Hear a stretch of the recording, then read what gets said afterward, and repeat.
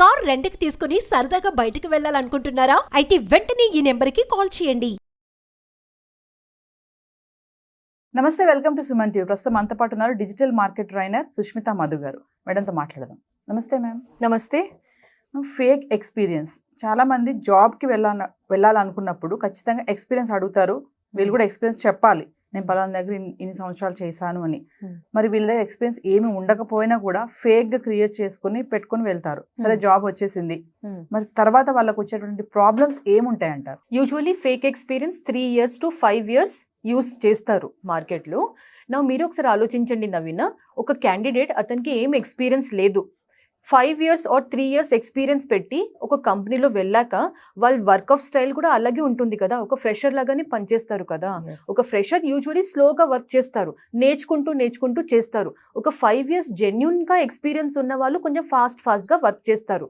నా ఈ fake experience పెట్టి వెళ్ళిన వాళ్ళు కంపెనీస్ లో వెళ్ళగానే వాళ్ళ టీమ్ మెంబర్స్ అయినా, వాళ్ళ టీమ్ లీడర్స్, లేకపోతే వాళ్ళ మేనేజర్స్ కి వాళ్ళ వర్క్ చూసి ఈజీగా అర్థమైపోతుంది ఈ పర్సన్ ఫేక్ ఎక్స్పీరియన్స్ పెట్టి వచ్చారు. ఎందుకంటే వాళ్ళ స్పీడ్ ఆఫ్ వర్క్ అలా ఉంటుంది కాబట్టి తెలిసిపోతుంది. నా కొన్ని కంపెనీస్ లో అంటే వాళ్ళు రిపోర్ట్ కూడా చేసేస్తారు, హెచ్ఆర్స్ కైనా లేకపోతే వాళ్ళ ప్రోడక్ట్ లీడ్, వాళ్ళ హైయర్ అథారిటీస్ కి వాళ్ళు కంప్లైంట్ కూడా చేసేస్తారు, రిపోర్ట్ కూడా పంపిస్తారు. నా ఈ కంప్లైంట్స్ వల్ల అంటే వాళ్ళ ప్రాజెక్ట్ వర్క్ డిస్టర్బ్ అవుతుంది, లేకపోతే వాళ్ళు అంటే అన్నెసెసరీ సిచ్యువేషన్స్ క్రియేట్ అవుతుంది. ఈ రీజన్స్ వల్ల కూడా కొందరికి జాబ్ నుంచి తీసేయడం జరుగుతుంది పర్ఫార్మెన్స్ బేసిస్ మీద. ఇంకొక రీజన్ ఈ ఫేక్ ఎక్స్పీరియన్స్ వాళ్ళకి జాబ్ నుంచి తీసేస్తారు అంటే కంపెనీ కంప్లైన్స్. కంపెనీ కూడా ఏం చెప్తారు అంటే నిజాయితీగా వర్క్ చేస్తున్న వాళ్ళు లేకపోతే ఆనెస్ట్ క్యాండిడేట్స్, ఆనెస్ట్ ఇండివిజువల్సే మా కంపెనీలో జాబ్ చేయాలని చెప్తారు. ఇట్లాంటి కొన్ని కంప్లైంట్స్ లేకపోతే రూల్స్ అండ్ రెగ్యులేషన్స్ కంపెనీస్ లో ఉంటాయి.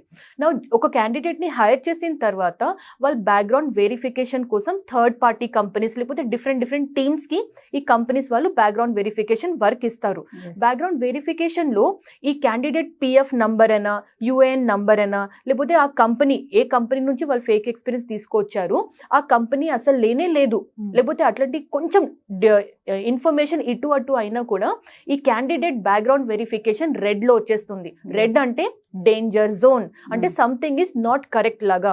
సో ఈ బ్యాక్గ్రౌండ్ వెరిఫికేషన్ లో ఫెయిల్ అయిన వాళ్ళు, రెడ్ జోన్ లో వచ్చిన వాళ్ళకి కూడా కంపెనీ కంప్లైన్స్ బేసిస్ మీద జాబ్ నుంచి తీసేయడం జరుగుతుంది. ఈ ఫేక్ ఎక్స్పీరియన్స్ యూజ్ చేసి వెళ్తున్న వాళ్ళు చాలా తక్కువ మంది సెట్ అవుతారు, అది కూడా అదృష్టం అని చెప్తాను. కానీ మాక్సిమం క్యాండిడేట్స్ ఈ బ్యాక్గ్రౌండ్ వెరిఫికేషన్ అయినా లేకపోతే పర్ఫార్మెన్స్ ఇష్యూస్ వల్ల వాళ్ళు బయటికి వచ్చేయడం చాలా జరుగుతుంది. ఫేక్ ఎక్స్పీరియన్స్ యూజ్ చేసి సెట్ అయిన వాళ్ళు అంటే కోవిడ్ లో లేకపోతే ఈ లాక్డౌన్ టైంలో చాలా మంది సెట్ అయిపోయారు. అప్పుడు సిచ్యువేషన్ వేరేలాగా ఉంటుంది. కానీ ఇప్పుడు కూడా మనం ఫేక్ ఎక్స్పీరియన్స్ యూజ్ చేసి మనం లైఫ్ సెట్ చేసుకుందామంటే సిచ్యువేషన్ ఇప్పుడు అట్లా లేదు. కంపెనీస్ చాలా స్ట్రిక్ట్ గా బ్యాక్గ్రౌండ్ వెరిఫికేషన్ చేస్తున్నారు. And one more thing, background verification కూడా క్యాండిడేట్ జాయిన్ అయిన తర్వాత చేస్తుంటే ఇప్పుడు కంపెనీస్ ముందు జాగ్రత్త లాగా ఒక క్యాండిడేట్ జాయిన్ అయ్యి ముందే వాళ్ళ బ్యాక్గ్రౌండ్ వెరిఫికేషన్ కంప్లీట్ చేసేస్తున్నారు. సో అక్కడే ఫేక్ ఎక్స్పీరియన్స్ యూస్ చేస్తున్న వాళ్ళు ఫిల్టర్ అవుట్ అయిపోతున్నారు. అంటే ఫేక్ ఎక్స్పీరియన్స్ పెట్టడం వల్ల డేంజర్ జోన్ లో ఉన్నట్టే, అంటే ఎప్పుడు జాబ్ పోతుంది అనేది గ్యారంటీ లేదు. అండ్ సెకండ్ థింగ్, ఈ ఫేక్ ఎక్స్పీరియన్స్ పెట్టి వెళ్తే జాబ్ సెక్యూరిటీ ఉండదు, వాళ్ళు ఎప్పుడు తీసేస్తారో చెప్పలేం కాబట్టి. అండ్ సెకండ్ థింగ్, ఈ ఫేక్ ఎక్స్పీరియన్స్ పెట్టి వెళ్తున్న క్యాండిడేట్ కి కూడా ఒక స్ట్రెస్ ఉంటుంది. అంటే నేను పర్ఫార్మ్ చేయలేకపోతే ఎలా, టెన్షన్ ఉంటుంది, నేను వర్క్ చేయలేకపోతే ఎలా, నాకు మేనేజర్ వచ్చి అడిగితే నేనేం చెప్పాలి, నాకు క్లయింట్ వచ్చి అడిగితే నేనేం చెప్పాలి. కొన్ని సిచ్యువేషన్స్ లో ఇలా కూడా జరిగింది. అంటే టీమ్ లీడ్ అయినా లేకపోతే మేనేజర్ కి డౌట్ వచ్చి క్యాండిడేట్ వెనకని వచ్చి నిలబడ్డారు. అంటే మాకు ఇది చేసి చూపెట్టు లాగా, లైవ్ లో చేసి చూపెట్టు లాగా కూడా సిచ్యువేషన్ ఉంటుంది. సో అట్లాంటి సిచ్యువేషన్ లో మీరే ఒకసారి ఆలోచించండి, ఆ క్యాండిడేట్ కి ఎంత స్ట్రెస్ ఉంటుంది. ఇప్పుడు పెద్ద కంపెనీస్ లో ఈ ఫేక్ ఎక్స్పీరియన్స్ పెట్టుకుని వెళ్ళిన వాళ్ళు రొటేట్ అవుతున్నారు అంటే ఏం చెప్తారు మీరు? ఉన్నారు వాళ్ళు, ఓకే నడుస్తుంది వాళ్ళది, ఏదోలా గెయిన్ ఆన్ చేసేసుకుంటారు అంటే ఏం చెప్తారు? అంటే చాలా స్మార్ట్ ఇండివిజువల్స్ అని చెప్తారు కదా, చాలా ఫాస్ట్ క్యాండిడేట్స్. అంటే ఫేక్ ఎక్స్పీరియన్స్ పెట్టి వెళ్ళారు, ఇంకా లోపల వెళ్ళాక వాళ్ళు సస్టైన్ అవుతున్నారు. అంటే వాళ్ళు ఫాస్ట్ ఉన్నారు, ఇంకా కొంచెం వాళ్ళకి హెల్ప్, కొంచెం వాళ్ళకి ట్రైనింగ్ తోని వాళ్ళు క్యాచ్ చేసి వాళ్ళ వర్క్ నడిపిస్తున్నారు. అట్లాంటి క్యాండిడేట్స్ అంటే సెట్ అవుతున్నారు, ఇప్పుడు కూడా సెట్ అవుతారు. ఫేక్ పెట్టినా లోపలికి వెళ్ళాక వాళ్ళు సస్టైన్ అయ్యి వర్క్ నేర్చుకోవడం, కొంచెం తెలివితేటలు యూస్ చేసి కొంచెం ఫాస్ట్ గా కోపప్ చేయడం, ఫాస్ట్ గా నేర్చుకోవడం, వాళ్ళు అట్లా సస్టైన్ అవుతున్నారు. కానీ అందరూ స్మార్ట్ ఉండరు కదా, కొందరు బిలో యావరేజ్ ఉంటారు, కొంచెం యావరేజ్ ఉంటారు కదా, వాళ్ళే కొంచెం డిఫికల్ట్ సిచ్యువేషన్ ఫేస్ చేస్తారు. అంటే వీళ్ళు టార్గెట్స్ చేయకపోవడం కానీ ఇవన్నీ కూడా ఈ ఫేక్ పెట్టడం వల్లే కదా, టార్గెట్స్ రీచ్ అవ్వరు కొంతమంది. అవును. ఎప్పుడు ఎంతసేపు బాస్ తిట్లు తినడము ఇట్లాంటి అవును. చేస్తా ఉంటారు, లీవ్స్ పెడతా ఉంటారు, అవును. అంటే చెయ్యలేక అవును. ఏం చేయాలో అర్థం కాక Exactly. లీవ్స్ పెట్టడం, దాన్ని అలా అవును. ప్రొలాంగ్ చేసుకుంటూ వెళ్తారు. ప్రొలాంగ్ చేయడం, ఇంకా కొన్ని సిచ్యువేషన్స్ లో అంటే ఫేక్ ఎక్స్పీరియన్స్ యూస్ చేస్తున్న వాళ్ళు వర్క్ ఫ్రమ్ హోమ్ డిమాండ్ చేయడం, అది కూడా చాలా జరుగుతుంది. ఓకే. ఎందుకంటే వాళ్ళు వర్క్ ఫ్రమ్ హోమ్ చేస్తూ ఇంకొక పర్సన్ దగ్గర నుంచి జాబ్ సపోర్ట్ తీసుకుంటారు. ఓకే. సో వాళ్ళకి యాక్చువల్లీ శాలరీ, కంపెనీ శాలరీ ఇస్తుంది 1 lakh rupees.